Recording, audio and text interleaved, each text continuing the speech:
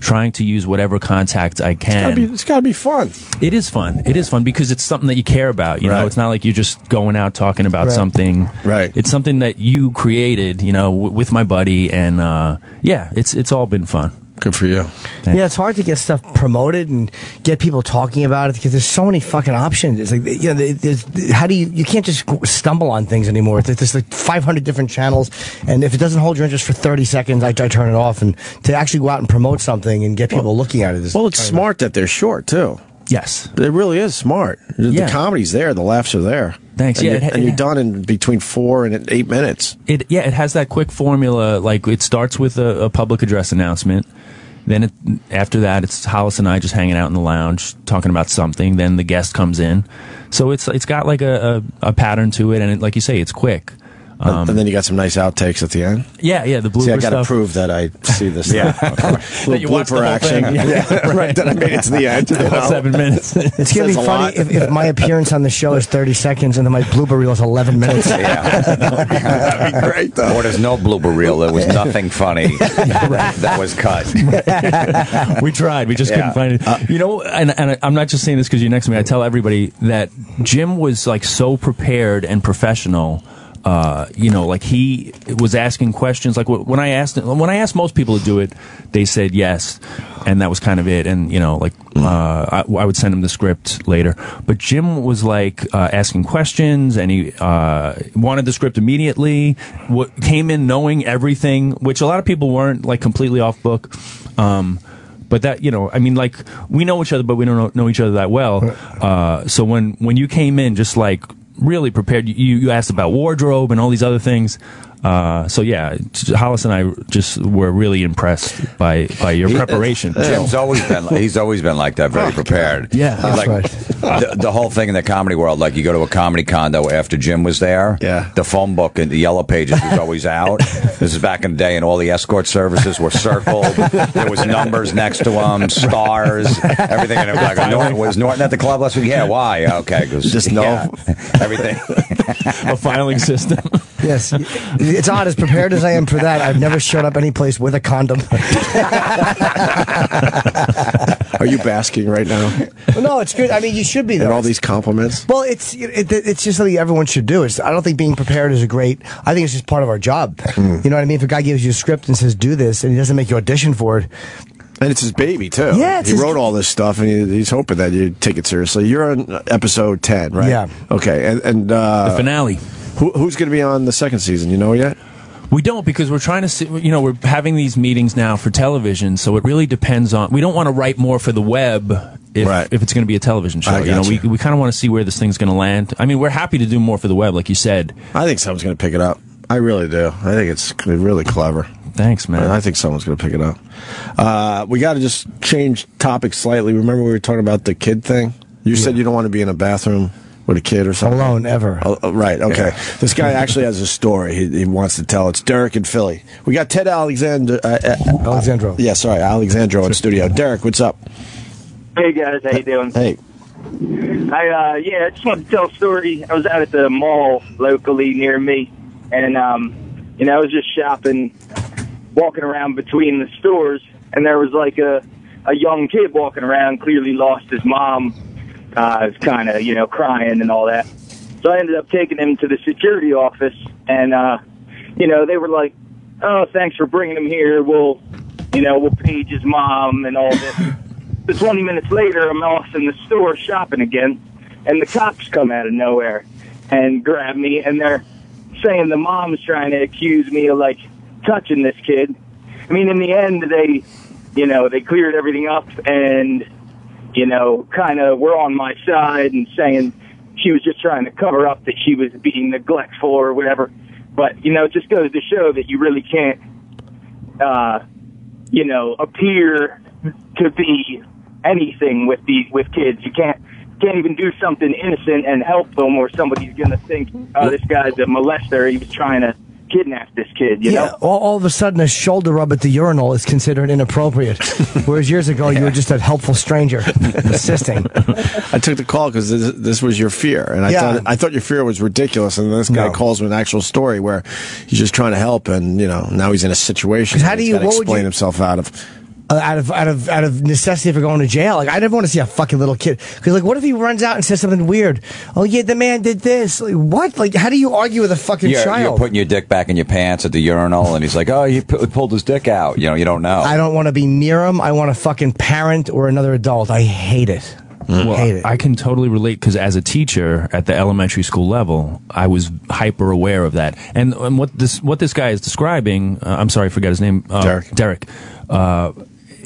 It's particular to males because females operate with complete freedom amongst kids. They don't have to think about that perception or whatever. But as a male teacher on the elementary school level, I was hyped. Like, I remember a kid like took my hand one time during like recess, and I was out in the yard, and he's like, Mr. Alexandro, I like you. I was like, get the fuck away from me. Like, don't touch me. You know, like, you had to be aware of perception. Right. You know, like hugging. Did you say you shouldn't touch or no?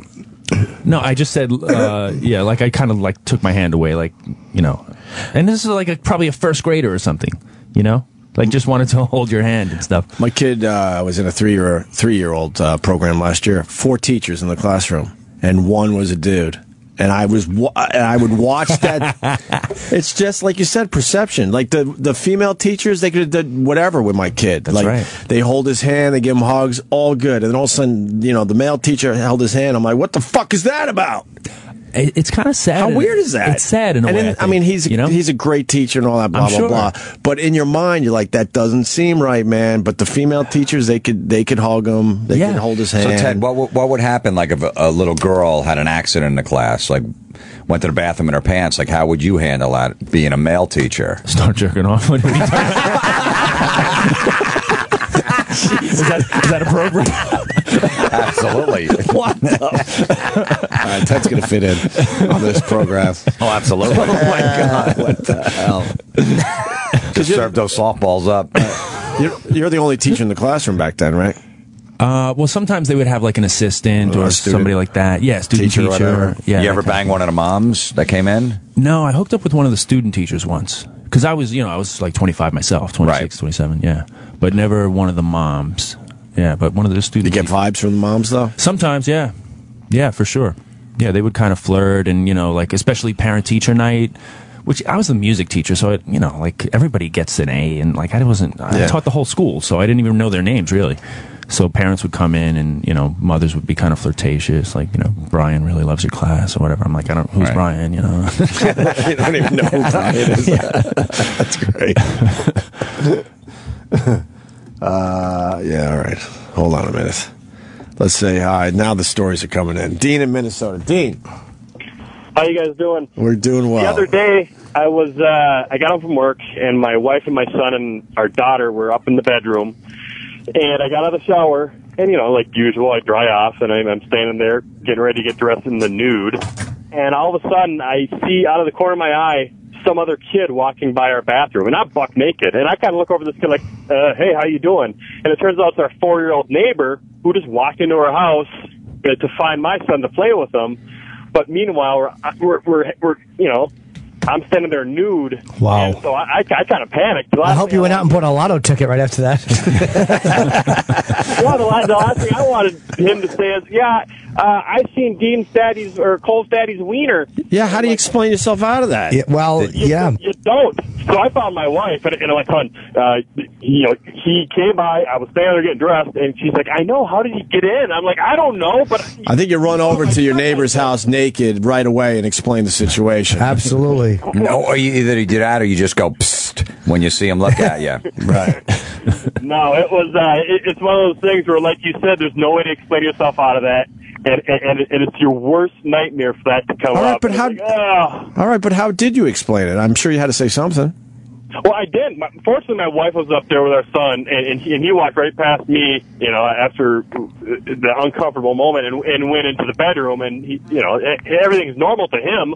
It's not a big deal, but fortunately, the wife was like, you know, she went down, and then his mom had knocked on the door and said, hey, is so-and-so here? And she's like, yep, he's here. And she kind of explained it to her right away, and I was like, you know. All right. Did you have a rod when you were naked? No, you know, unfortunately, it wasn't that kind of moment, Jim. All right, I'm just asking. Florentine's asking the important question. Yeah. It is, because that makes it a whole different thing if he's packing like 8 right. when the kid sees it, or, you know. Well, I'm packing 8 usually anyways, Jim.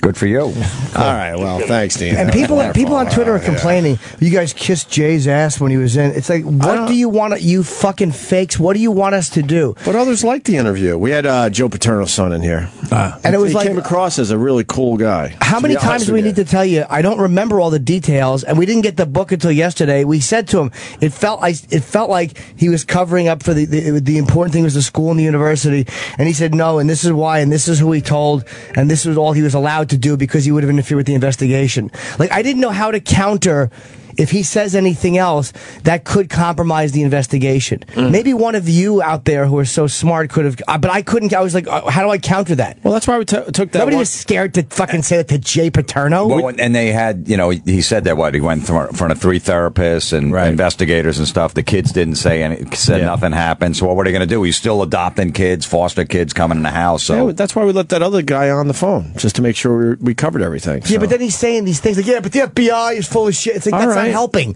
The FBI is full of shit. That doesn't help in an interview. Right. I thought it was good. I really did. No, but don't act like there was nothing we would. I would have asked him anything if I could have remembered details that I forgot. I said, please call in. What are we not asking? If you're going to complain. Right. Let me say hi to, unfortunately, Lady Trucker. Lady Trucker. Good morning, gentlemen. Hello. Good morning. I was in a bathroom stall that had lights with a timer on. The lights went off in a stall a couple stalls over, and a little Mexican girl just screamed out in terror. Well, that's really strange, because most people scream when the lights are on with you. You fucking monster. What's it? No, speaking of which, I was at a comedy club that Voss was at last week, and he said he had to go take a shit. Right. So as soon as I saw him sit on the bowl, I shut the light off. Of course, you got to. Pitch black. Of course. 2 minutes later, someone walked in, turned the light on. He was still on the bowl. I walked by, saw the light on, shut it back off. I was still on the bowl. Of course.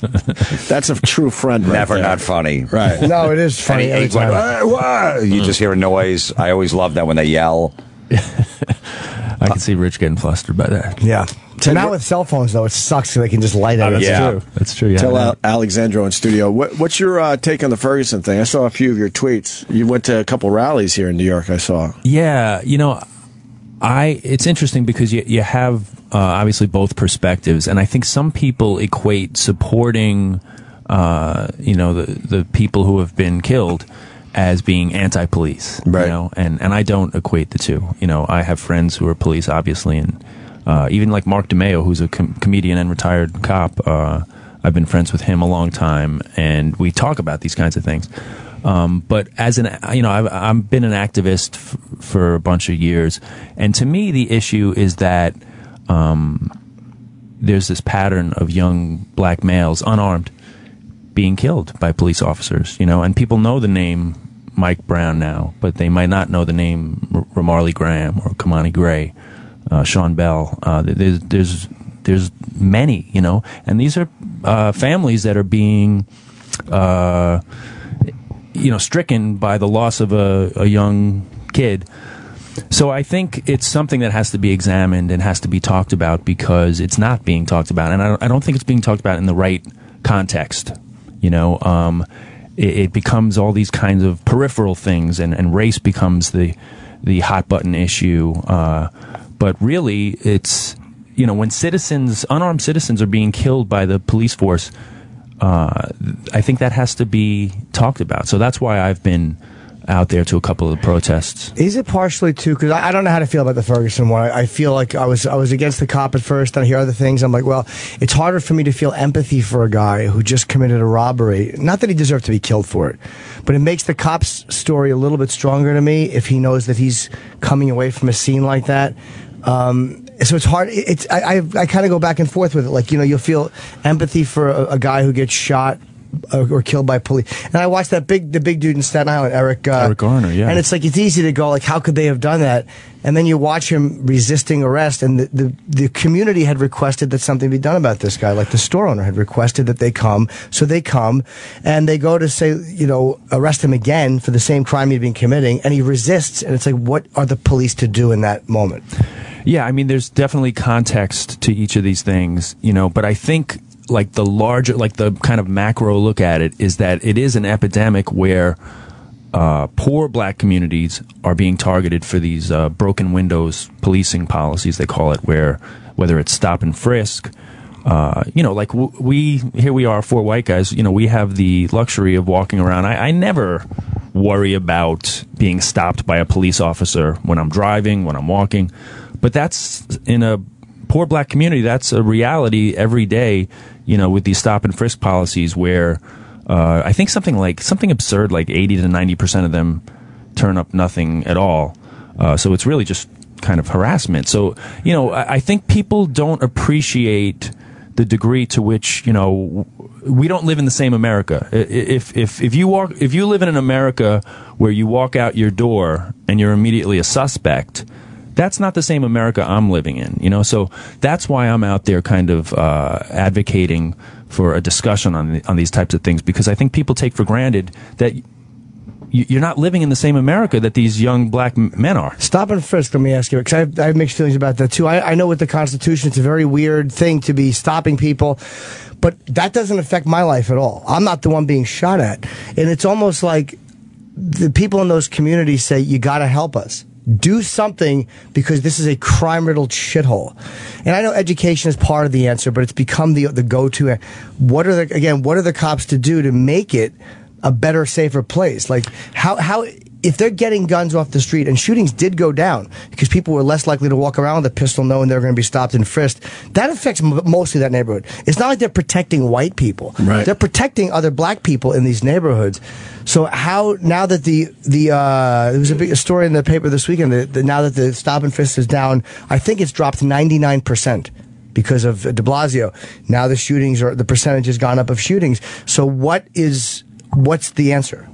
Well, I think the cops are certainly between a rock and a hard place because, again, they're implementing these policies. They follow orders, right? So they're going to implement the policies that they're told, whether it's quotas like stop and frisk or, the guy with the loose cigarettes, all these types of things that really focus on kind of petty quality of life issues. Whereas, we all know that drug use is not, I'm not going to say rampant, but equal in communities of color or white communities. Let's put it this way. They're not going to show up on a college campus and break down doors for kids smoking weed and gun them down at like Duke University or something like that, right? But that's how Ramarley Graham got killed, because they suspected that this kid had weed. They followed him home.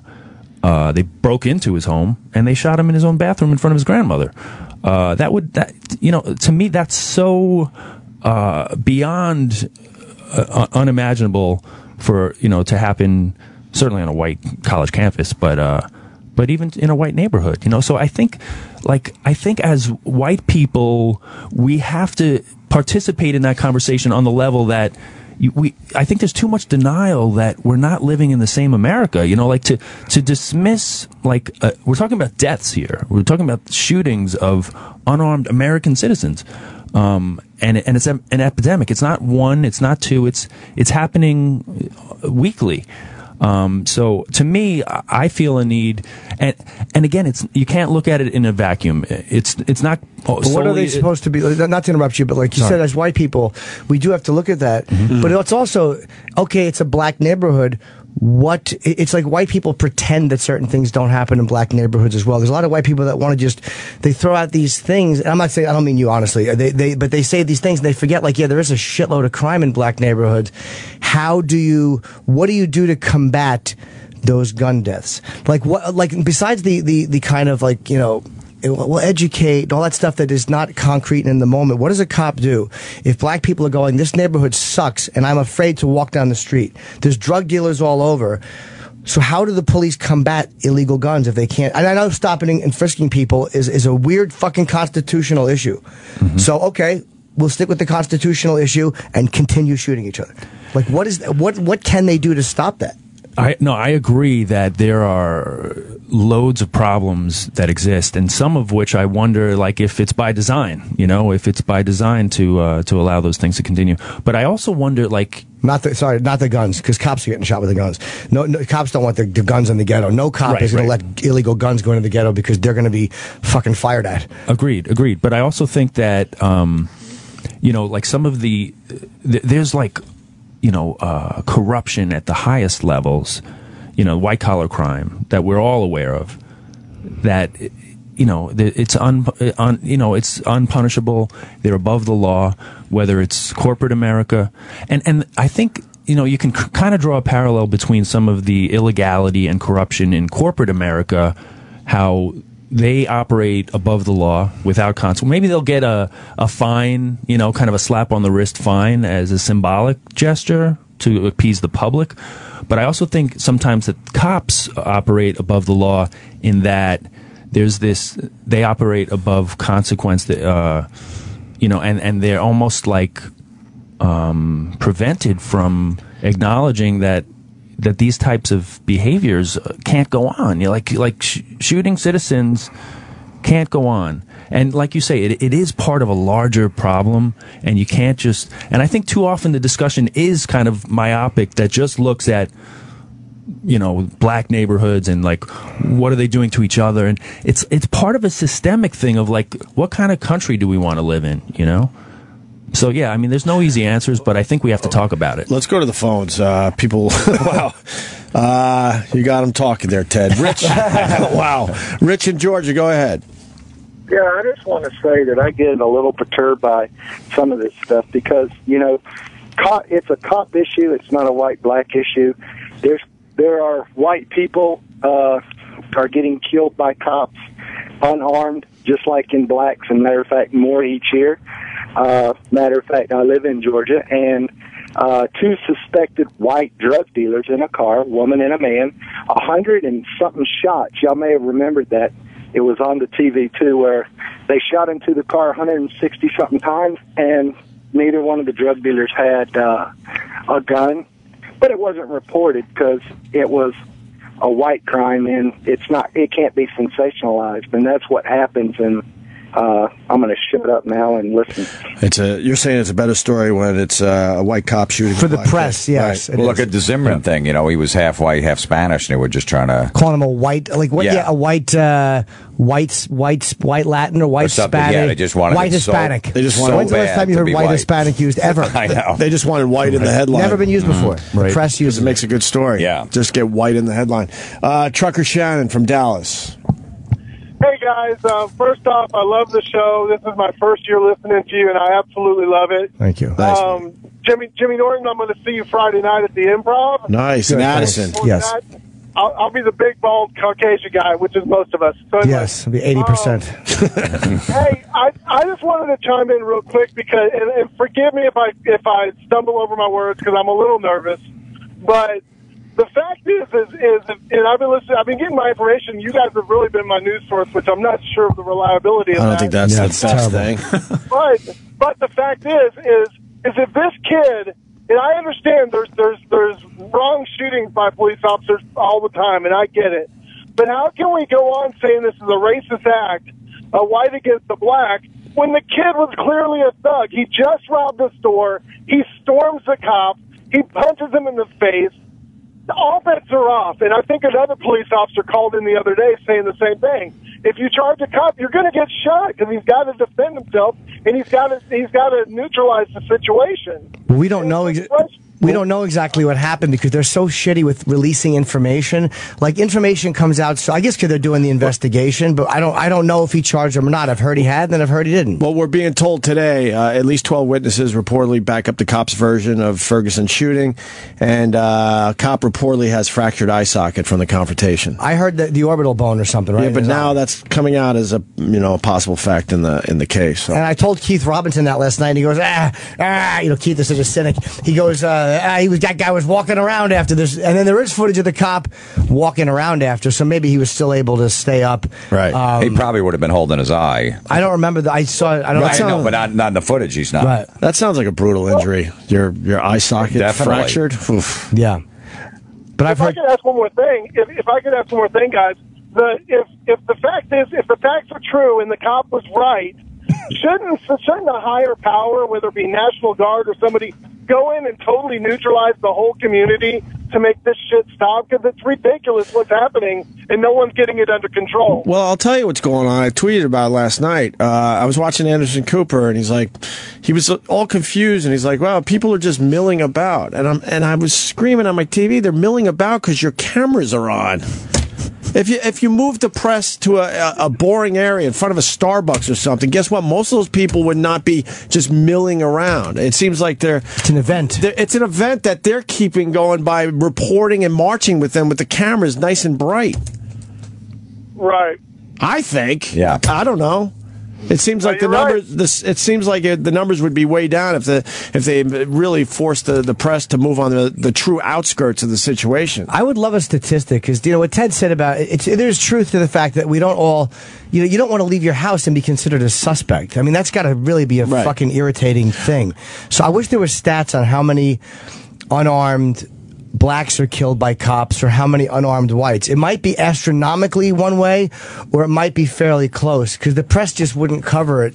That's all purely and I the think, media. like the guy alluded to, the caller prior to this, that I think it's a class thing as much as a race thing. So it's going to be poor. It's going to be poor people primarily that are targeted by police, not because of racism or classism, but because of the policies that are implemented.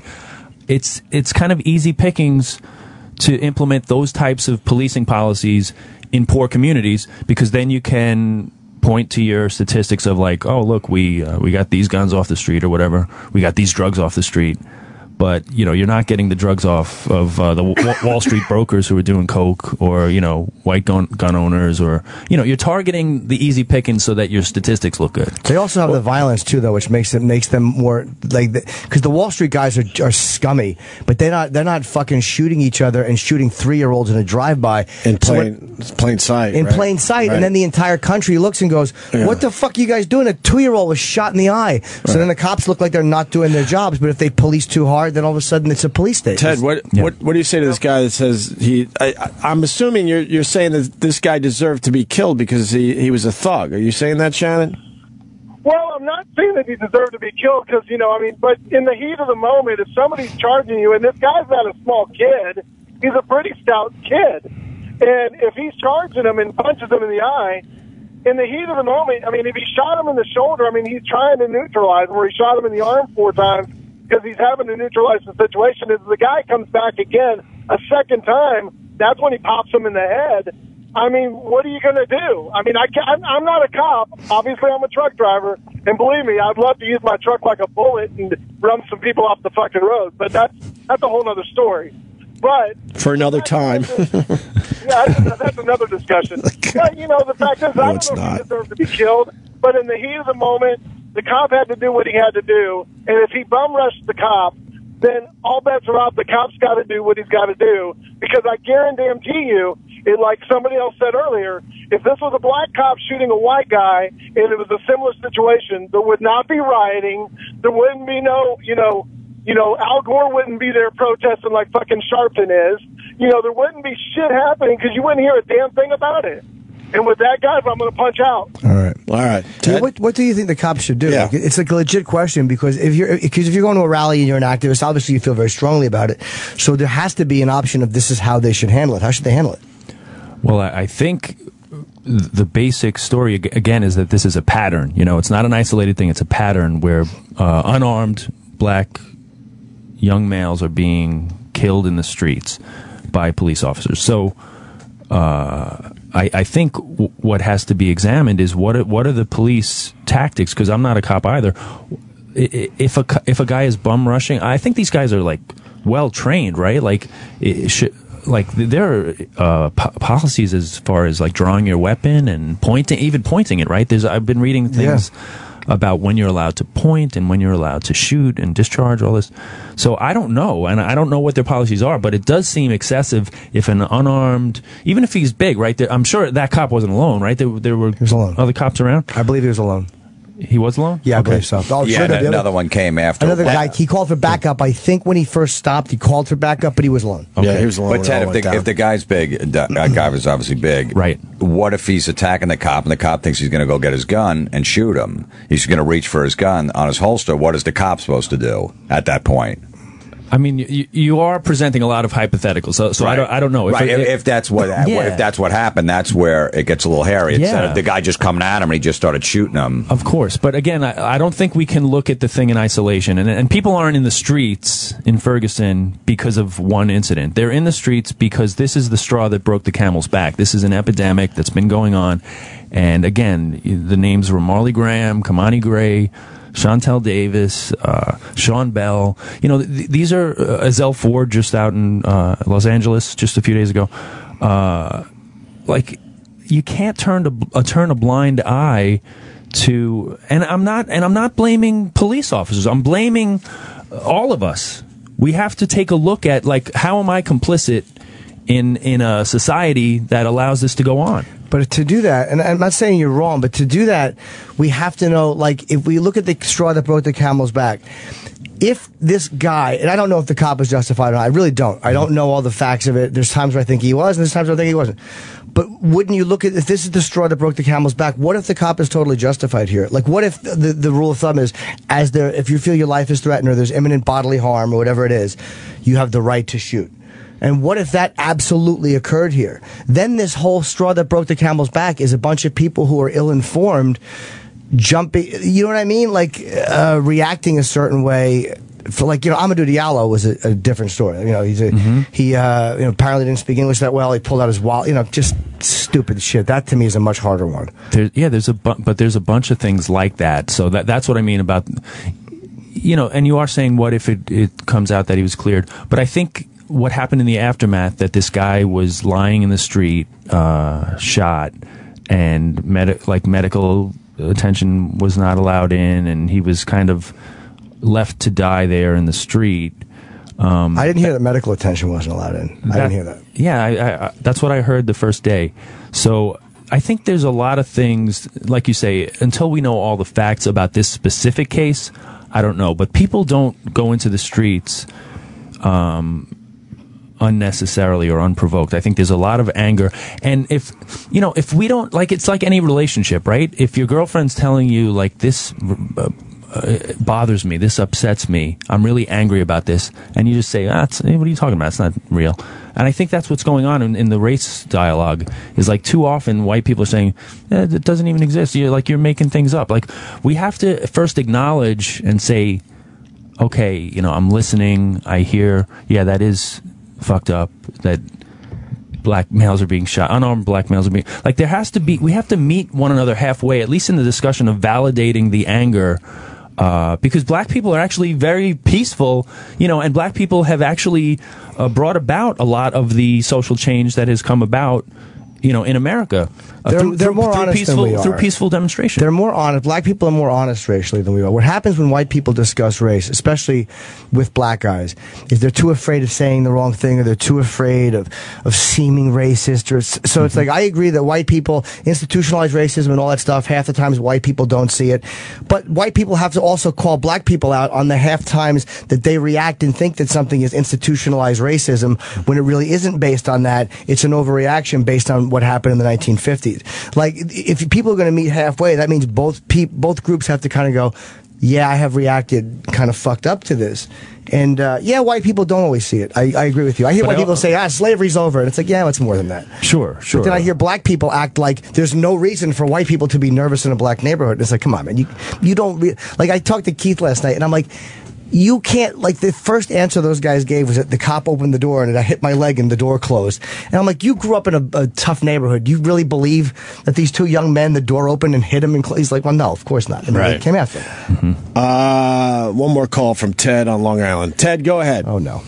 Hey, Ted, how you doing? I just want to discuss the statistics with stop and frisk. First of all, when you make an arrest, you normally, as a street cop, you normally wouldn't fill out a stop and frisk report, which, gets put in the statistics. So, of course, most of the statistics are going to show that nothing comes up with that. You fill out that report to cover your ass, and it's not a federal requirement. It's a New York City requirement. So the statistics are bullshit for the stop and frisk, number one. Number two, as a police officer, as a human being, you have the inherent right to self-defense. And being a cop for over 20 years, the cops are not out there going to assassinate unarmed black males. They're responding to the actions of young black males normally. Can I ask you something, though, as a cop, too? Because the other point would be black people would go, no, you may be responding to unarmed, to black behavior, but black people are responding to shitty cop behavior. Like, you know what I mean? That would be their point. So how would you kind of counter that point? Well, the way I explain it is like in any profession you have as a supervisor, no matter what you're doing, if you're working on Wall Street, you're in the military, you spend as a supervisor 90% of your time dealing with 10% of your problem people at work. Same thing in the police department. We spend 90% of our time dealing with 10% of the population. In the bad neighborhoods, there's millions of great people. It's a small percentage of savages that ruin it for the rest of the other people. And when I say savages, it's not black, white, Spanish, Asian. It's people that do not conform with the way you should act in society. And that's what you have to deal with. People who fail to act properly. Who is Stop and Frisk actually helping? Stop and Frisk basically was brought up because they wanted to have statistics and also as an investigative tool, because you can go back and look at an area and say who's been stopped in that area and see if they fit a description of a crime, and that doesn't get reported either when it comes from a stop and frisk. So, like I said, the statistics are bullshit, and a few years ago, the feds took over the reporting for the most part, or they oversee the reporting of the statistics. So when the brass gets involved, it's really nonsense on a stop and frisk. And it really doesn't matter. Ted, am I mistaken that something like 85 to 90% of New York stop and frisks are people of color, brown or black? Yeah, but you know what it is? When I worked in a neighborhood that was pretty much white when I first got out of the academy, and I stopped white people. Then I got promoted. I went to an area that was all Spanish. I stopped Spanish people. I stopped the people in the neighborhood.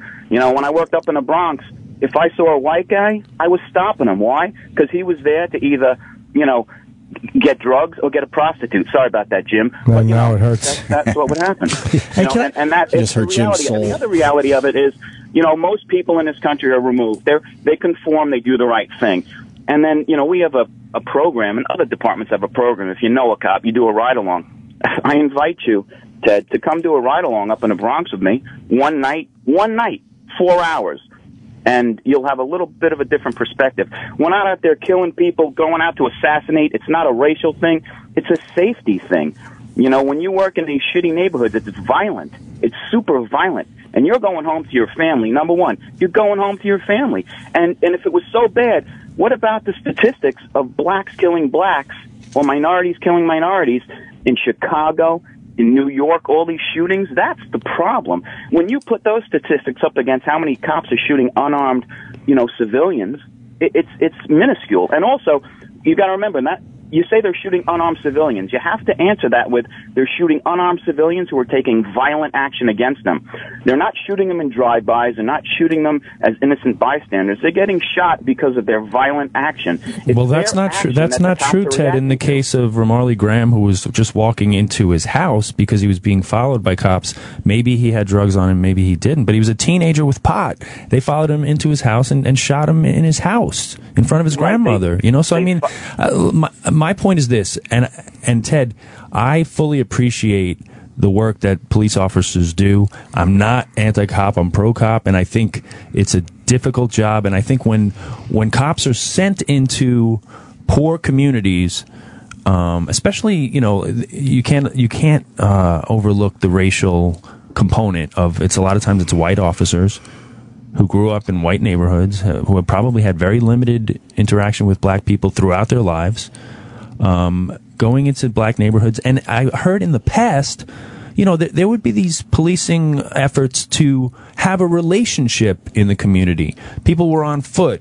You knew, I heard like, I went to this seminar where a black guy was talking about, there was this white Irish cop in the projects. Like right. Doyle or something, and they were friends with him. They knew your mom. They would report to your mom and say if you were getting in trouble. But those type of policing things have been replaced with stop and frisk, where you don't have a relationship with the people in the neighborhood. No, not at all. Society has changed. In the past, you know, if the police brought you home, the cops would kick your ass, and then your parents would kick your ass. Today, Right. you bring a kid home, and the parents bring a lawsuit on the city. Right. So it's unfortunate, but no, there still is a relationship in the community out there. You have to remember, this is race baiting, especially by Reverend Al Sharpton. He's an opportunistic, self-serving savage. He's doing this for himself. I don't like that term. I don't like that term, Ted. Can I ask you a question, Ted? I have to say savage, and when I say savage, it's racially indifferent. It doesn't bother me. Race, gender, or sexual preference. Savage is not an appropriate word to use for another human being. Well, look, it's on the cover of both papers today. It's a savage. Both papers. Is that right? Yeah, both papers. Amazing. Hey, Ted the cop, let me ask you, because Ted Alexandro asked you about the racial breakdown, and it is much more black people, but what are the statistics? I think it was something like 85 to 90% of the gun crimes in New York were committed by black. And if you want to go to white-collar crimes, I think 90% of those are committed by white people. So, like, if 85 to 90% of the crimes, and I don't know the exact stat, are committed by black people or brown people, however you want to phrase it, should the cops be stopping white people just to appease someone's idea of what's polite, or should they be doing real police work? It's almost like if you're looking for the mafia, should you be pulling black people over if you're trying to arrest mobsters? And of course not. It's silly. It's unfortunate. Statistics are statistics, but cops react to what they see. You get a call over the radio or someone on the corner says, yeah, a guy in a red hat with a blue shirt, he had a gun, he put it in my face, he took my money. You go, you see the guy with the red hat and a blue shirt, you stop him. And that's the way it is. And police work, everyone's got to remember, police work is ugly. It's not pretty work. And number two, if you want to look at statistics, back in the 70s, when they tried to put a lot of black police officers up in Harlem and things of that nature, they were more likely to get killed because they thought they were friends with the community, but the savages in the community who killed cops. And the bad guys, they don't see black, white. That's bullshit. They see a cop. And if they're doing something bad, we're interrupting their business. We're interrupting their way of life, which is dealing drugs, running numbers, stealing cars, whatever it is. But don't you think, Ted, that the officers are placed in specific areas for a specific reason? Because, like I said earlier, drug use is just as common and rampant on in corporate America, down on Wall Street, on college campuses. But they're not going to tell you, as a New York police officer, to go crack down on coke use on Wall Street, or go to a college campus and kick in some doors, right? You're targeting specific types. Drug use is common across the board, statistically. Same in pretty much all communities. But don't you think there is a bias in terms of who they're going after? Poor people. Well, the thing is, statistically, street drugs are in the bad neighborhoods. Guys from Wall Street, they go to the bad neighborhoods to get their drugs. And I would think you're wrong.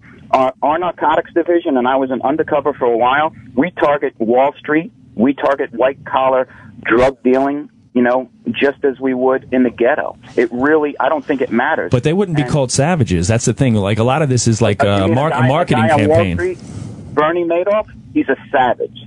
A guy on Wall Street dealing drugs, he's a savage.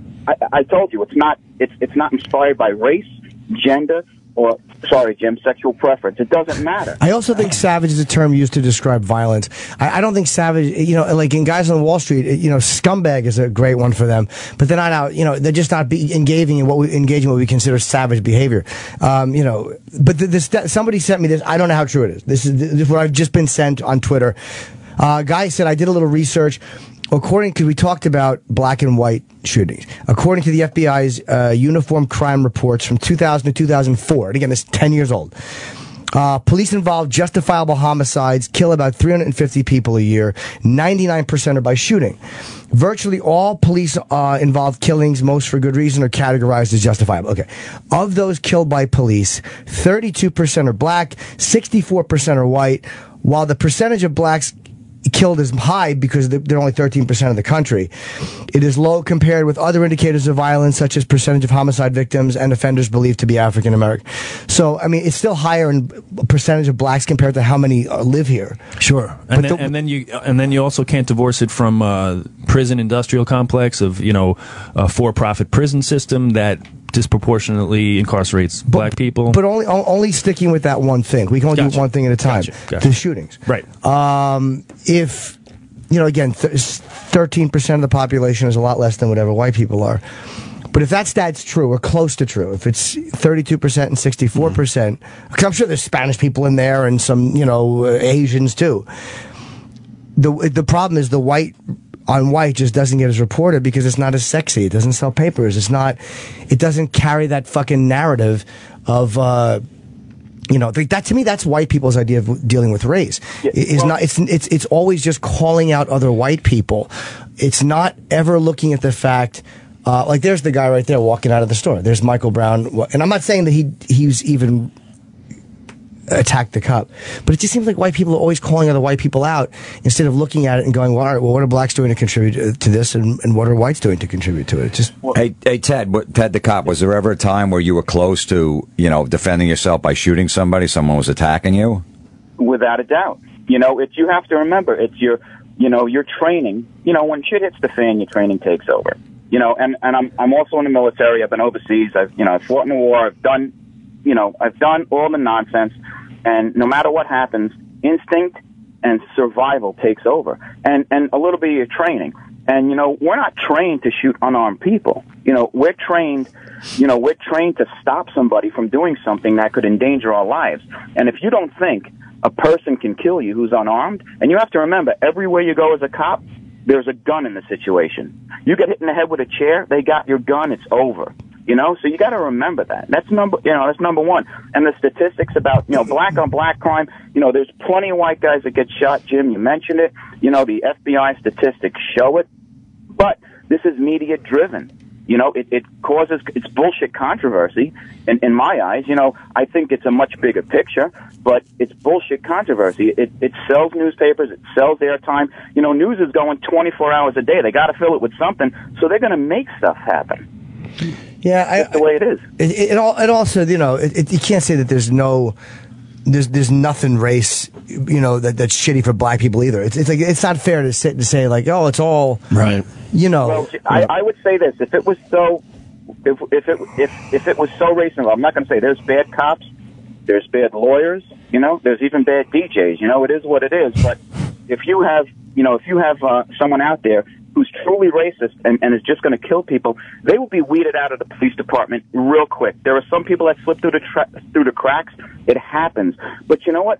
Cops go out, in my opinion, who the hell would want this fucking job? You go out there, you get shit on every day.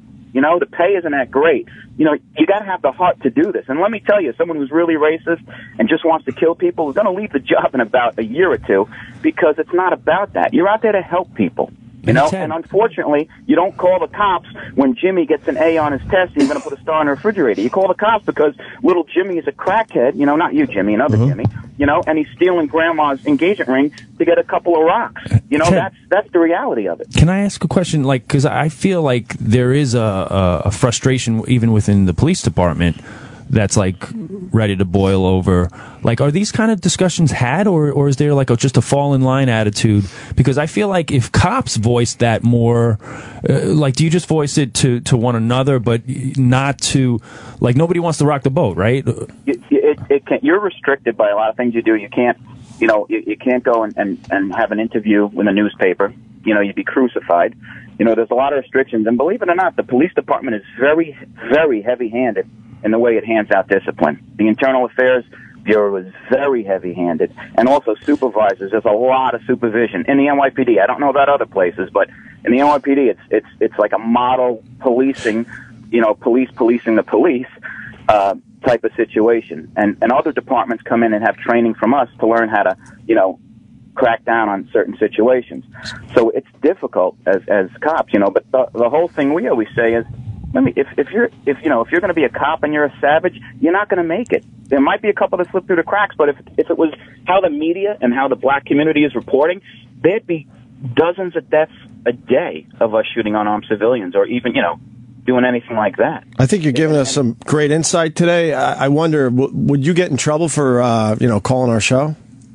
No, because I just retired, so I figured there was something. Okay, yeah. Themselves, because we're the only voice that's out there that can put a head on this, because we're retired and we can say fuck you to all the bullshit that's going on, number one. You know, number two, the guys that are out there, you got your hands on your mouth tied. There's not much you can do. But the one thing I always said to the critics out there, to most of the people, especially the white people, when they're like, oh, yeah, there's bullshit, you know, that's happening in the city. You know, I mean, I was one of the people investigating the Bell shooting, so, and there's a lot of shit we can't talk about with that. And believe me, it was a justified shooting. Sorry, Ted. But Can I ask you a question? Why? Because that's a big one, man. Sean Bell was a big one. Why? Can you give a couple reasons as to why it was? Because he's on the night before he gets married and winds up getting gunned down. The whole thing with the Bell shooting, what I can say is, number one, you know, cops identified themselves, and he hits him with the car. I'm sorry, all bets are off. Inherent right to self-defense. Did he really hit them with the car? Like he just drove in? No, he hit him. No, he hit him with the car. Inherent right to self-defense. You know, and that's, you know, it's something in the military we call in the fog of war, and they don't discuss that in the civilian side, but it is. It's in the heat of the moment. But, you know, was it an excessive amount of shots? You know, we bring people up to the range in the NYPD, a lot of reporters, and they don't discuss this too much. And they put them through the video scenarios where you shoot with a gun that's charged. You know, it's not live rounds, but you shoot and it's a laser type of gun. And every time it's the one where the guy goes to reach for his wallet, and the reporters always shoot him. You know, it's an unfortunate situation. And what is the right answer, Ted? I don't know what the right answer is. You know, the right answer is, you know, don't act like a savage and you won't be shot. No, I think you're right to ask that question. What is the right answer? But I think part of the answer is what we're doing right now, is talking about it. And I think, you know, it's unfortunate that, you know, like you're saying, you're able to speak about it because you're recently retired.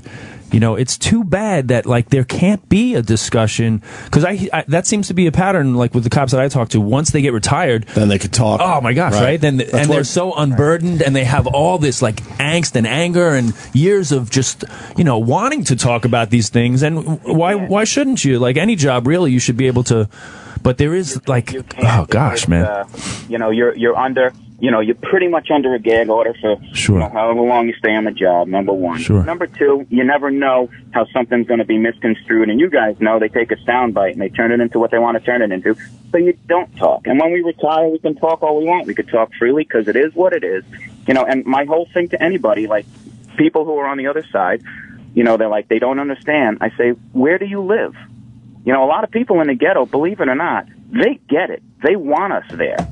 They know of the pieces of shit that they have to live with. I feel sorry for them. I was the cop on the street. I knew the people who lived in the building. I walked them to the supermarket. I walked the kids home from school. We do that out there. Cops do that every day in every part of this country, you know? And you know, we think we have it bad, but travel overseas, we got it pretty good. It's just that to me, this is all selling newspapers and selling airtime. Because it's really, I think it's not a non-issue, but it's not as big of an issue as we're making it. It's bullshit. You know, if there was something going on overseas, like a bomb exploded, people would forget the name Ferguson in about a week. Look at 9/11. 5 days later, you know, there were flags on the side of the road. People had American flags in their car, you know, for a week. And as soon as it blew off their car, sitting on the side of the road. We have a short memory as Americans. You know, in a month from now, people aren't going to even remember Ferguson. Well, you bring up Sean Bell, people don't even know his fucking name. One thing that's distracted people is the fact that they fucking beheaded this journalist, this American journalist. Right. Who, I guess we should at least at one point discuss that, right? Yeah, but also you got to remember when you have situations like this, okay, it takes the onus off of the shit that these politicians are doing. You know, they're not getting reported on so heavily, and it gives them time to tap dance and do what they have to do. And if you look, you know, you follow the money, the media, who's running the media, and where are these, you know, where are these monies coming from for all these campaigns? So it's you know, it's media driven, and you look behind who runs it. It's, you know, it's all lobbyists, it's all big business that run these media outlets. And it takes a distraction off all the bullshit that's happening on Wall Street and all the bullshit that's happening in D.C. Hey, Ted, what about the case in Staten Island with, what was his name, Eric Garner? Eric Garner, I think. First of all, that was not a joke, okay? If it was a joke, he would have a crushed larynx. You know, they're gonna have a physical force expert come up there, and that was a tragedy. It's unfortunate that cop did not go out to kill, Garner that day. He went out there because he was called by a local business owner because the guy's interfering with his business by selling Lucy's, the single cigarette, and he's been arrested for it before, and the cops probably have had to deal with him many times before. He's a huge guy, a huge guy, and they wanted to get him in custody because what you want to do is it's called violence of action. Now violence of action doesn't mean you're being violent. It means you want to use violence of action to end the situation immediately. And he was resisting, okay? He put his arms up. I'm sorry. When you resist, all bets are off. You use the minimum amount of force necessary to compel compliance.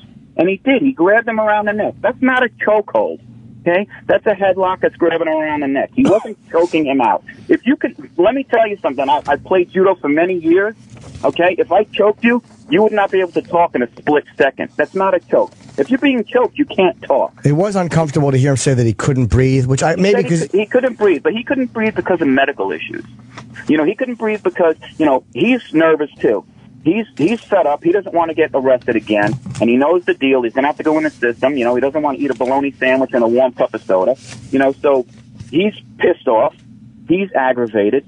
He's got high blood pressure. He's got diabetes. He's very, very, very overweight, okay? And then 2 cops are on him. Of course he can't breathe.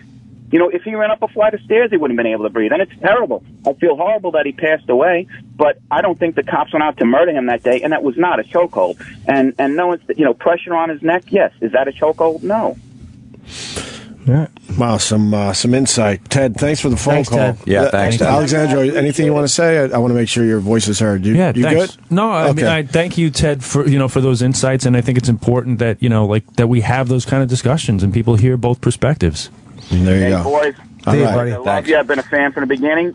Your mom's box. Thanks, brother. Thanks, Ted. And the fact that they fucking lopped this guy's head off, man. The video's weird though because it was. You saw the video? No, I tried to watch it. I shouldn't say love, but he will watch beheading videos. I just can't imagine that. I'll tell you why. Because it was saying that he was allegedly killed. They think he was killed, and then I'm like, is this going to be one of those Nick Berg ones where the beheading isn't shown? And they showed him put the knife up, and then it cuts to, I guess, him laying on his stomach. So I guess the people said that he really was. Because it was weird to hear a guy in English. The guy was in a British accent who did the... Should we have audio of what he said? No. We should have audio. Yeah, we should. Oh my God, we absolutely. Yeah, we'll grab it for tomorrow. So he was laying there on the ground. But they blocked out. Apparently, what they do is these guys will cut your head off. They throw you on the ground and they put the head on the back. And I guess the people saw that. But the talk was. There was a few things about this that were really weird compared to other videos I've seen. I've never just seen one guy standing there with a knife that small, holding a guy. And then this guy basically tells the camera, I wish we had audio. How do we? I don't know. That tells the camera that he's about to die. And he knows he's about to die. Do we have the audio? It was really chilling to hear him say this. And he's reading a prepared statement. Right. But I've never heard them read a prepared statement that was this. So you're suspicious that he was actually beheaded alive? Well, hopefully they killed him first. I'm hoping they killed him before they beheaded him. I don't know if they did or not. And it was weird to hear a guy give this message in English. I've heard a million of these, and they're always in some other language. And to hear this guy with a British accent. Yeah, You know what's disturbing, too, about this is just to tie it in with the Garner thing. It's like every week now we're watching somebody's death video. It's like the Hunger Games. Like you were watching people die on Like it's spectator sport, right? Seems to be a lot of hate out there these days. A lot of hate. And my loved ones to rise up against my real killers, the U.S. government. For what will happen to me is only a result of their complacency and criminality. My message to my beloved parents: save me some dignity and don't accept any meager compensation for my death from the same people who effectively hit the last nail in my coffin with their recent aerial campaign in Iraq. I call on my brother John, who is a member of the U.S. Air Force. Think about what you are doing. Think about the lives you destroy, including those of your own family. I call on you, John. Think about who made the decision to bomb Iraq recently and kill those people, whoever they may have been. Think, John. Who did they really kill? And did they think about me, you, our family when they made that decision? I died that day, John. When your colleagues dropped that bomb on those people, they signed my death certificate. I wish I had more time. I wish I could have the hope of freedom and seeing my family once again. But that ship has sailed. I guess all in all, I wish I wasn't American. This is... He just talks. He showed this guy talking too. This is the terrorist talking, and you never hear these guys in English. James Wright Foley, an American citizen of your country. As a government, you have been at the forefront of the aggression towards the Islamic State. You have plotted against us and gone far out of your way to find reasons to interfere in our affairs. Today, your military air force is attacking us daily in Iraq. Your strikes have caused casualties amongst Muslims. You are no longer fighting an insurgency. We are an Islamic army and a state that has been accepted by a large number of Muslims worldwide. So effectively, any aggression towards the Islamic State is an aggression towards Muslims from all walks of life who have accepted the Islamic Caliphate as their leadership. So any attempt by you, Obama, to deny the Muslims their rights of living in safety under the Islamic Caliphate will result in the bloodshed of your people. Do they play? Hey. I don't think you don't see anything. I want to see where they stop it. Huh? All right. I'm not looking at that. Don't look at it. I don't think that they show anything. Watch.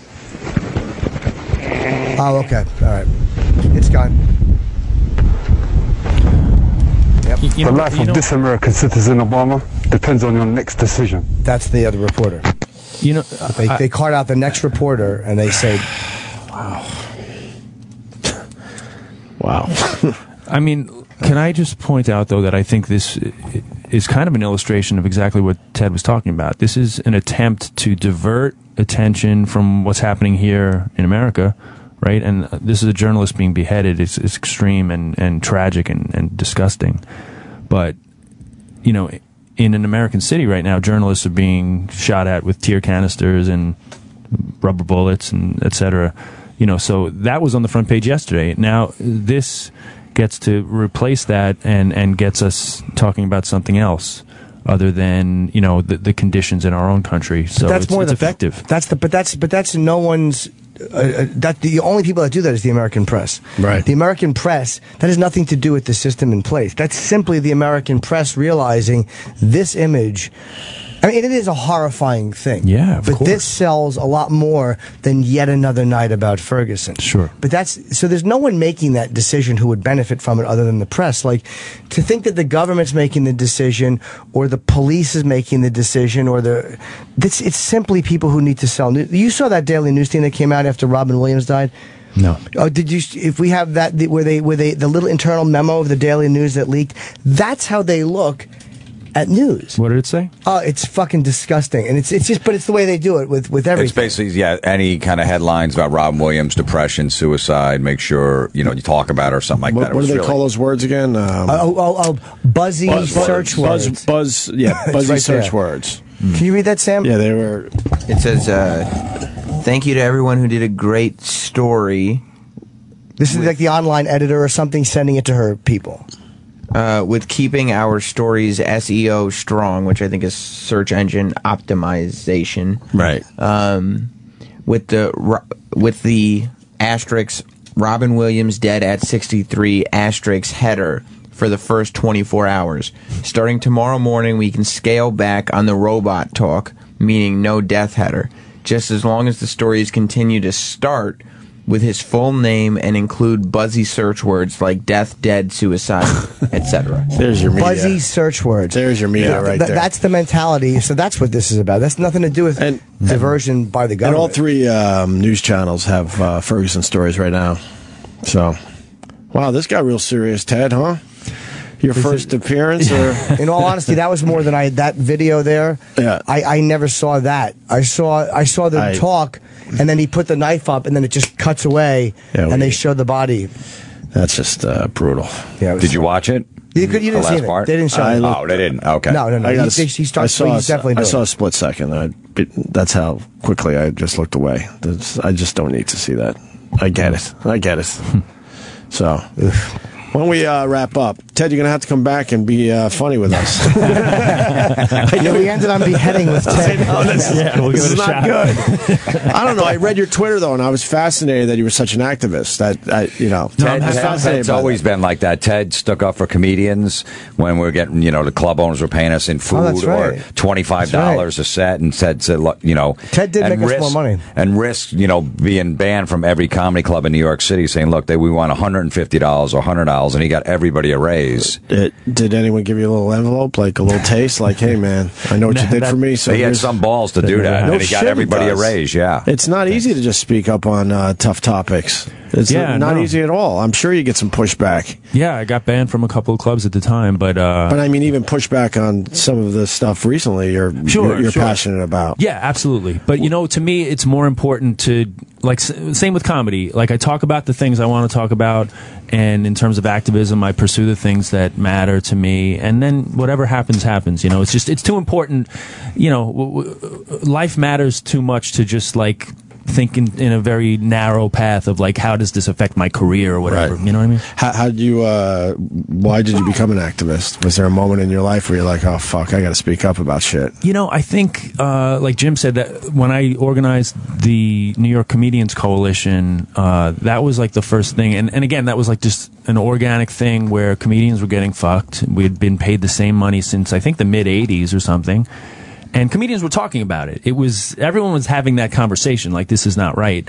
So I just decided to act on it. And where that came from, I guess probably my parents were kind of, they were activists of sorts. Right. And kind of instilled that in myself and my siblings. So, yeah. And then when Occupy Wall Street happened, I went down there to check it out. And I just felt like they were talking about a lot of the things that are not being discussed as far as corporate takeover of government and all that stuff. There were a lot of clowns down there that were mixed in with the message, because I went down there a lot as well. Yeah. And there was some substance there. Yeah, I shot a lot of video, and I focused more on the clowns, to be honest with you. It just makes better video, but sure, of course it does. But there were definitely messages down there. Well, I think like we were saying with media, right? That's the more kind of entertaining angle to take, right. the freaks and the weirdos and stuff.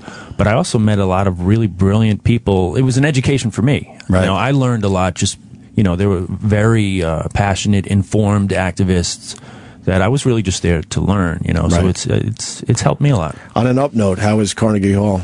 Oh, man. I was at the show. I want people to know Ted Alexandro is a funny motherfucker. Absolutely. I mean, we went serious today, but you opened up for Bill Burr when he was at... For Louis. For Louis, I'm sorry. I'm sorry. I got the two mixed up. Yes, for Louis. Yeah, you just killed it, man. Oh, thanks, man. And that wasn't your show, technically. It was Louis at Carnegie Hall. But how does that feel to get to do time before Louis at Carnegie Hall? It's one of the coolest things that has happened, and the way that it happened too. Louis, it was at a time in my career where I kind of pulled back in terms of the industry. I dropped my management and all of representation, and I was kind of just trying to figure out my own thing. And Louis saw me down at the Cellar and said, "Do you want to open for me?" Wow! So I opened for him for that whole Hilarious tour. That culminated at Carnegie Hall, right. and it was wild because the way that it happened, the day before, Louis said, "What are you doing tomorrow?" He just texted me, and I said, "Nah, nothing. I'm free." And he texted back, 8 p.m., 57th and 7th. You found out the day before? The day before. He texted me 57th and 7th. It's probably better. So you think? Yeah, you don't think about it too much. Wow. So I Google, because I'm trying to think what comedy club is over on 57th and 7th, and then I Google Louis, and Carnegie Hall comes up, and I'm like, holy shit, I'm playing Carnegie Hall in 24 hours. Would it be funny if you went there and they said there's a ticket for you? Yeah. And he just left you a seat. Oh my God, the front row. Yeah. So no, that was great. My dad came, and it was just it was surreal, to be on the stage at Carnegie Hall. And I think I said when I first came out, I said, about 25 years ago, I was a music major at City College, and now here I am at Carnegie Hall as a comedian. Right. So it's you owned it, man. They loved you. I just want to make sure people know that because we went serious for the last hour. And don't forget about the Teachers Lounge. Yes. I loved every episode. I'm going to search out 7 and 8 today because now I know where they are. Where are they? Thundershorts.com. You can see 8 episodes now and 2 left. Todd Barry this week, Jim Norton next week as the head of security. And you can also see it on YouTube, on Thunder Shorts YouTube channel, or tedalexandro.com. Short episodes, and all our friends are on it. That's right. Everyone, our audience knows. So, very good. Florentine, thank you, brother. Thank you. You got anything? Yeah. I know. I don't know why we're getting formal. Thank you, brother. Yeah, appreciate you being here. I think it was the last hour that was heavy, man. Yeah. Which we like going heavy. Yeah. We don't do it a lot, but when we do, it's all right. September 13th, I'm filming my 1-hour comedy special at the George Street Playhouse, New Brunswick, New Jersey. 2 shows that night. Tickets are on sale. And then this week, if you're fans of that metal show, me, Don, Jameson, and Eddie Trunk are going to be in Vegas, L.A., and San Diego. Go to JimFlorentine.com. You can find all the info. And no ice bucket challenge for Jim Florentine. No. Because you're not, if Jim Norton, I don't know if you guys do it. No, I'm not doing it. And Jimmy wasn't going to do it until the hot chick called him out. Then now he has to do it because Powell from 90 Day Fiance, who called our show, if you want to listen to the replay, you'll hear that. Yeah. But now Jimmy has to do the ice bucket challenge. I certainly do, and also we're going to get. She's going to get the bikini too, right? Yeah, she's mailing the bikini. Is she definitely mailing the bikini? Yeah. Oh, good. All right. So Jimmy might be wearing Powell's bikini. Good. Will you take a sniff first? I'm going to wear the bottoms of my face. Like you're in Ferguson and you got to protect yourself from tear gas. Powell's bikini. I think I'm stupid. And Florentine, we're going to get more hours on the channel for you. We just got to figure shit out. I appreciate it. It was great when I did it. Florentine did a great job for us. Jimmy, Addison Improv this weekend. I know that much. Thursday.